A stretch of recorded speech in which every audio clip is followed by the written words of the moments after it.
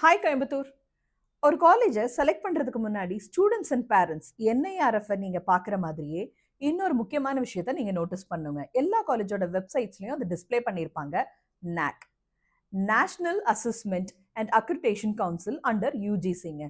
இது எதுக்கு அப்ளை ஆகும் நான் சொல்றேன். கோயம்புத்தூர்ல மட்டும் nearly 62 arts and science colleges இருக்கு.